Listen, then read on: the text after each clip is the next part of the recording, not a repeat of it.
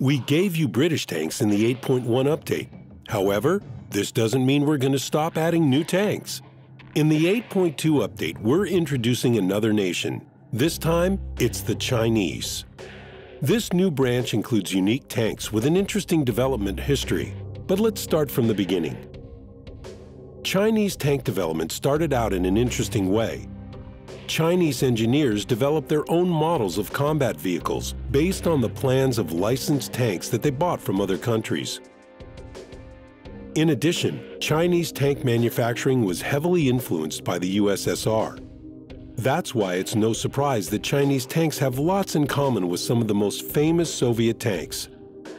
The first tank in the Chinese branch is the Type 58. This tank is similar to the Soviet T-34-85. The People's Republic of China, which was still rebuilding after a civil war, got the plans and manufacturing assistance for this tank from its ally, the USSR. Starting with this model, Chinese engineers began developing their own fighting vehicles. They thought that these tanks would be better than the T-34-85 and the IS-2, the main tanks of the Chinese Army, and could compete with the best Soviet tanks, such as the T-54 and the T-10.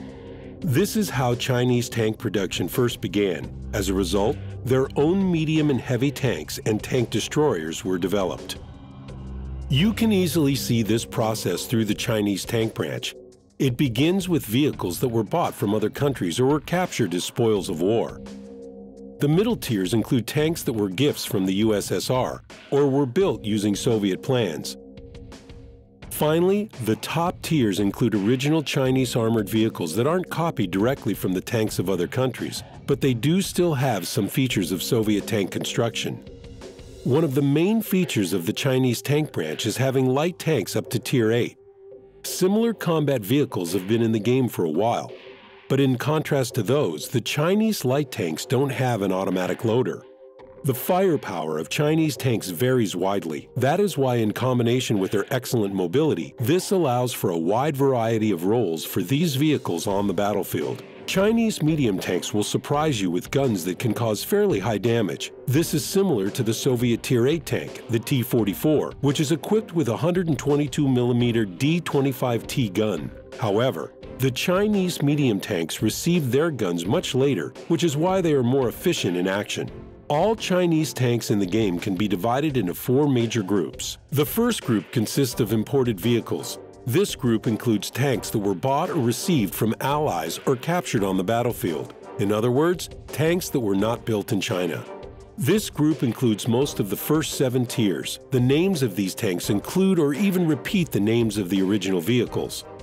The second group is the project vehicles or prototypes. You will easily recognize tanks from this group due to having names that are made of numbers. In the third group are tanks that were created for governmental tests. The names of these vehicles include the letters WZ. These are added in front of names that are also made of numbers. And finally, the fourth group is made up of tanks that were actually in service in the Chinese Army. The first word in their names is type. The low-tier Chinese vehicles are familiar to players as tanks from the branches of other nations. A notable low-tier tank is the Type 2597, also known as Chi-Ha. This tank is an example of Japanese tank construction. At Tier 5 and 6, you will find tanks that are similar to the Soviet T-34 and the T-34-85. The interesting series of light tanks begins at Tier 6 because from then on, there are tanks that were originally developed in China. Original medium and heavy tanks start at Tier 7. You will find medium tanks that were developed from the T-35-85 to Type 59, the analog of the T-54, and heavy tanks modeled on the IS-2. These tanks are as strong as the IS-8, and in some aspects they might even be more powerful.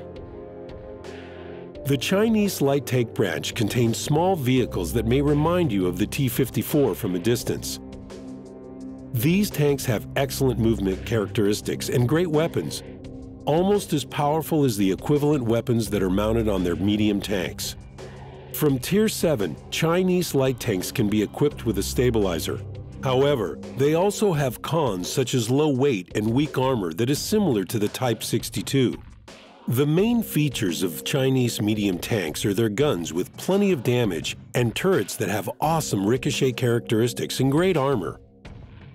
Let's take a look at these features and use the Tier 8 and Tier 10 tanks as the examples. The WZ-120 is a Tier 9 tank. In the game, it represents different variants of construction and modernization of the Type 59. The top-tier equipment includes a Tier 9 gun that is usually found equipped on heavy tanks. It gives you the best characteristics of penetration and damage among your steel brethren, except for the Centurion. However, such outstanding characteristics are balanced by cons, like the poor acceleration and maneuverability and slow aiming speed along with poor vertical elevation angles.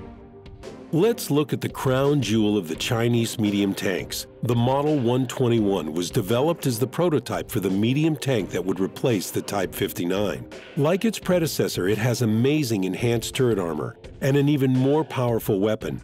We can also say that it is equipped with the most powerful Chinese gun in the game, a copy of the Soviet M62 T2 gun. Although its average penetration, in contrast to the guns of other Tier 10 medium tanks, is a bit low, it does a lot of damage. We should also mention that this tank is overloaded, as it is equipped with such a heavy weapon. Unfortunately, this makes its acceleration and maneuverability less than stellar. The high-tier Chinese medium tanks are a mixture of medium and heavy tanks. As a result, their main disadvantages are poor speed and low vertical elevation angles for their large guns. This means that it's harder for you to use the terrain to good advantage.